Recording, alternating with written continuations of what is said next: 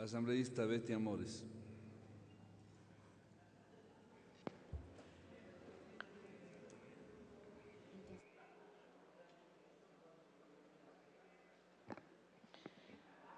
No es una correcta fuente de inspiración, por así decirlo, plantear una reforma legal presionados por la inclusión del país en una injusta y racista lista negra, debido a que supuestamente el país no había adoptado medidas legales necesarias para sancionar el lavado de activos.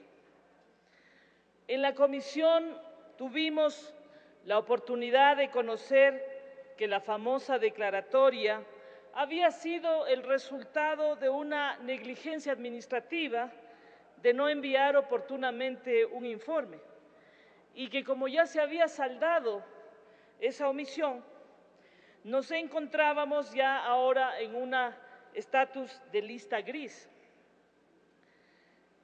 Entonces, uno dice,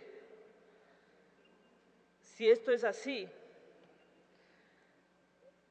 es absolutamente imprescindible revisar el origen de esta propuesta.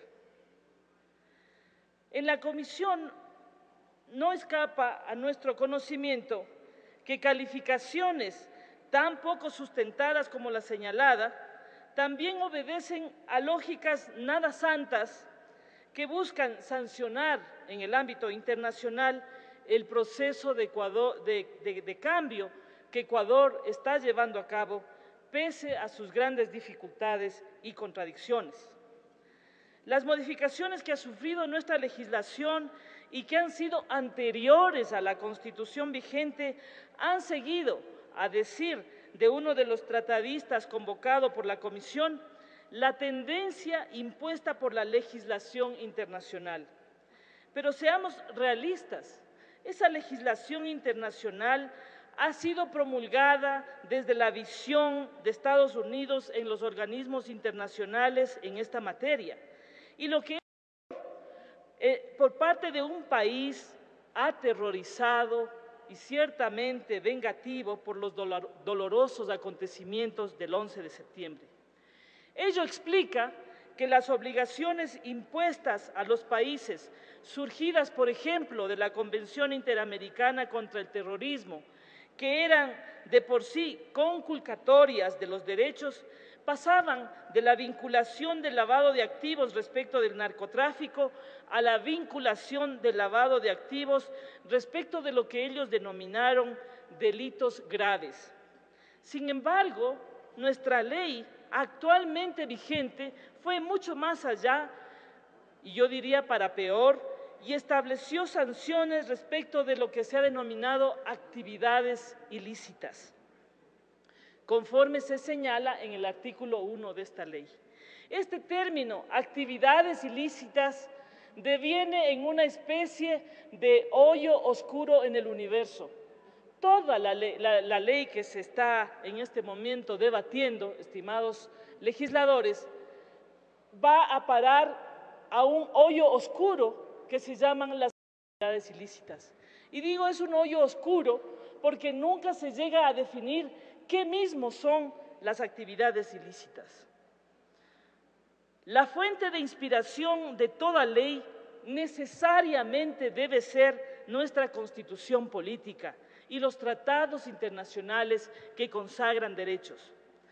Lamentablemente, esta ley va en el sentido contrario al que consagramos en la Constitución de Montecristi.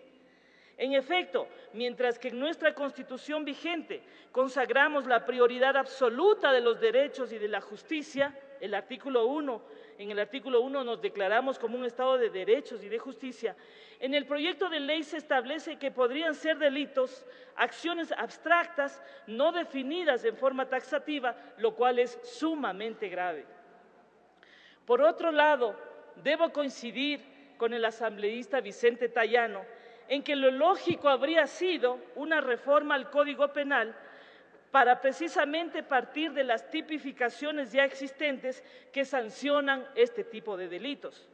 Es fundamental mantener esta lógica y no contribuir a la absurda atomización de las tipificaciones de delitos que eliminan o transgreden las libertades en distintos cuerpos normativos que se convierten en compartimentos estancos. En rigor, no debería existir una ley para cada delito. Con esa lógica, la Asamblea debería dictar leyes específicas para la sanción del asesinato, de la violación, del peculado, etc. Considero entonces necesario hacer un nuevo esfuerzo que nos permite establecer primero la pertinencia, pero por supuesto la oportunidad de este cuerpo normativo. Es decir, si se subsanó ya el problema de la lista, creo que podríamos entonces pasar a revisar el problema del lavado de activos partiendo siempre de nuestro marco constitucional que nos erige como un Estado soberano, que se autodetermina y que hizo ya una opción en favor de los derechos y de la justicia. Gracias, presidente.